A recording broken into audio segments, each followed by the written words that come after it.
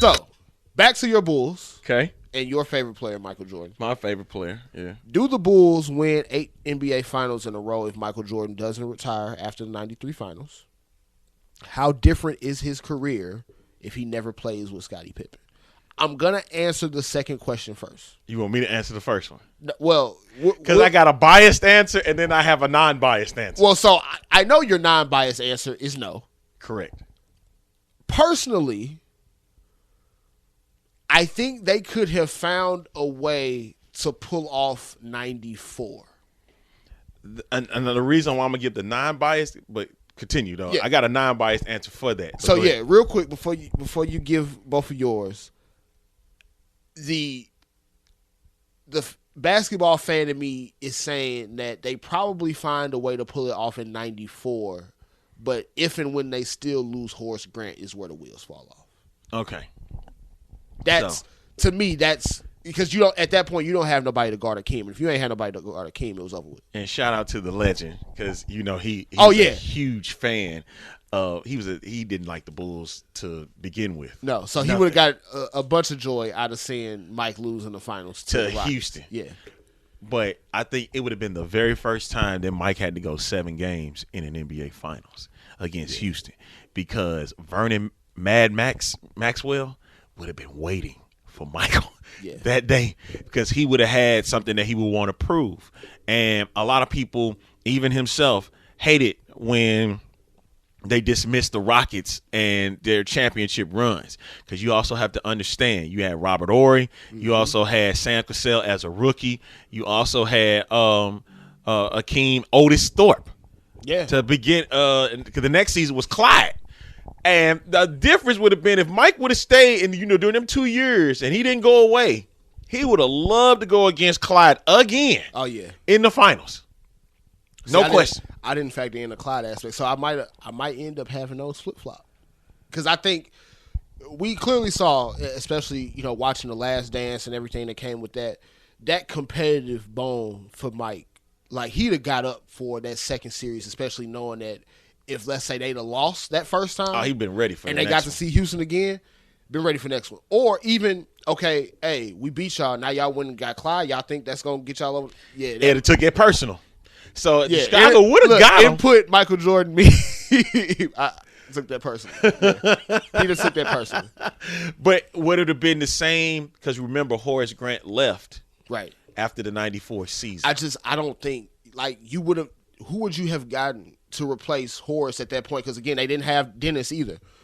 You don't have anybody to guard Akeem, and at that point, I can't pick against the Rockets if you don't know who you're putting on him. It would have been a way more difficult series for Chicago if the Bulls and Rockets would have got together in the 95 finals. So let's just say if it was a repeat, Is 94 the year that David Robinson won MVP? Correct. Okay, so I have another homework assignment for my listeners. Please, please, please, please. If you right along that Allen Iverson game 1 of the 2001 finals, please go watch the entire highlights of Rockets versus Spurs. I think it was the second round of the Western Conference playoffs that year. David Robinson is the MVP of the league, and Hakeem Olajuwon took that personally. I take that back. It wasn't. It was the year before then. Who won that 94 year? I don't know, and I might be wrong in saying that it's the same year.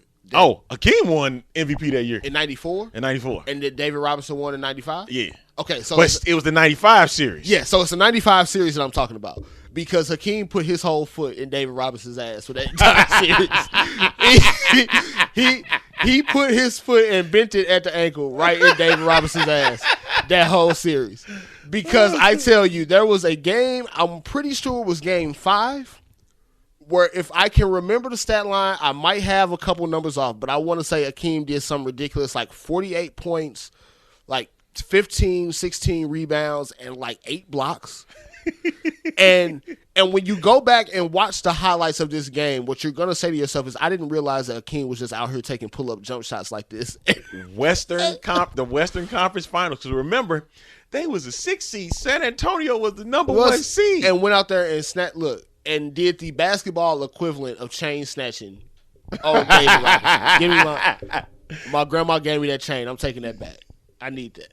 That's what Hakeem Olajuwon did to his MVP. I remember one of those games where he made David look like an absolute fool. He was all over David Robinson the whole series, the whole time. Yep. So that is another little history lesson, homework assignment that I want to give to my listeners. You got game 1 of 2001 NBA Finals, Allen Iverson's 48-point performance. And then what I'm pretty sure is game 5 of that 95 Western Conference Finals. Hakeem just, again, breaks his foot 42 points. 42 points. Right there. That easy. And just, again, points. Foot, bent ankle, right in the backside. David Robinson. So the final answer for me on the 8 straight finals wins, if I say no, but there is a world where it does happen. Yeah. I do think, though, Mike's career is definitely different if he doesn't play with Scottie. And then, but see, remember, let's not forget, there was 4 seasons. 3 seasons, excuse me. 3 seasons where he did not play. Yeah. With Scottie Pippen. They made the playoffs each year. They did. Now, but you got to remember who they ran into. Yeah, they was running. Before you want to make those arguments, y'all want to always make them comparisons about LeBron and Michael. Stop it. Now, we'll save this because this is gonna come up in our last. It's gonna bleed again, right? Yeah, it's gonna bleed again. But what I will say, yes, Michael had to go up against basically the '80 Celtics, the bad boy Pistons, all in the same conference in them years without Scottie. Okay, yep. Cool. At the time that Mike became Mike, he didn't have to see that era's equivalent to like the 2017 Warriors. There was no equivalent to that for his time frame. Mike was the show in terms of the league overall. LeBron was hands down the best player, but he had nowhere near the best team, which is crazy to think about if you want to compare eras. More times than not, if we say this person is the best player in that era, more than likely they had the best team that entire era or most of it. That was the case a lot more times for Mike than it was for LeBron. But we'll get to that again. A little bit later. But I do think no Scottie, he probably don't win 6 championships, but he figure it out to like, the tune of maybe 3 or 4. If no Scottie, Mike is averaging 35 for his career. Yeah, he's averaging 35 a night. For his career. Again, just put it in the books. It's a given. Death, taxes, and Mike coming and dropping 35. Guarantees in life. It was gonna happen. Absolutely, man. Now, it would have been interesting to see what type of team they built around him. Yeah, if it wasn't because, Scottie. to me, you got to a point, especially once they went from Doug Collins to Phil Jackson, you got to a point where you start running out of coaching options for Mike. True. Because either A, is he going to listen to the person, or is the person actually going to add any value to the team, or is he just going to be a yes man? Remember, if you remember from The Last Dance with Doug Collins allowed Mike to do pretty much whatever he wanted to do on offense. It was his show. When Phil came in, he had to break it down a bit. Right. Him losing Charles Oakley was part of that as well. Right. You know what I'm saying? And since we bring it up about Scottie Pippen, that means he would have also had to play with Olden Polynice. Yeah. At center. Because, Scottie would have been in Seattle. Exactly.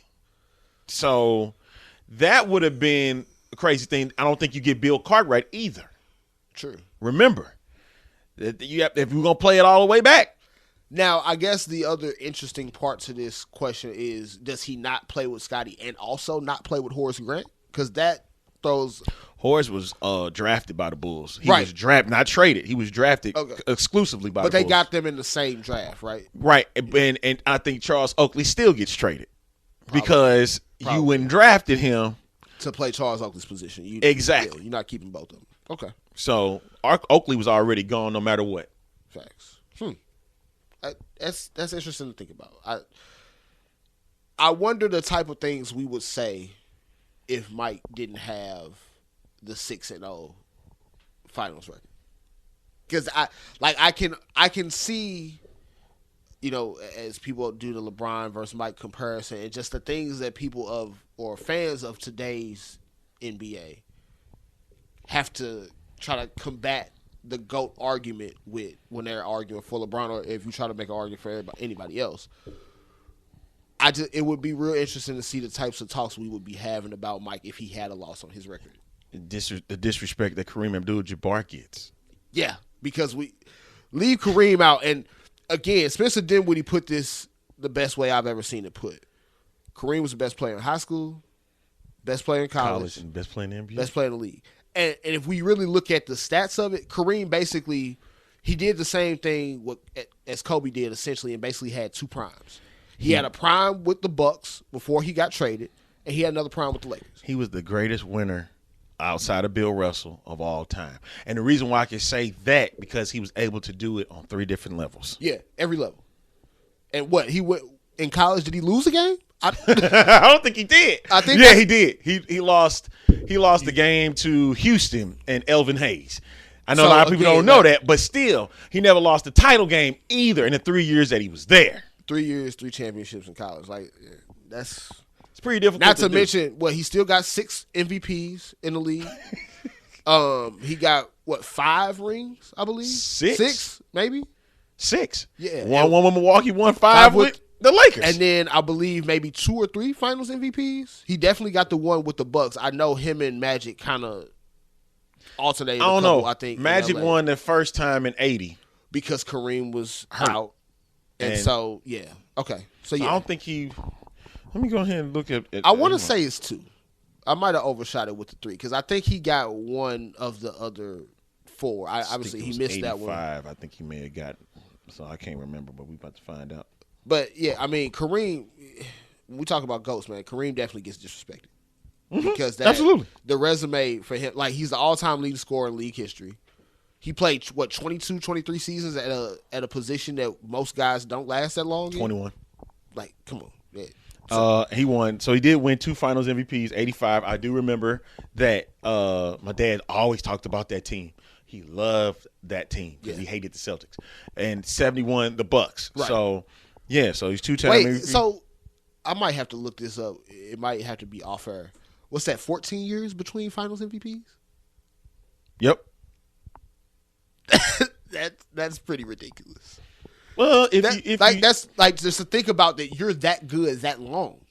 Mm-hmm. 14 years between Finals MVPs. That's not like saying you got 2 in a 14-year career. He played longer than that on both sides. 2 and 21 years.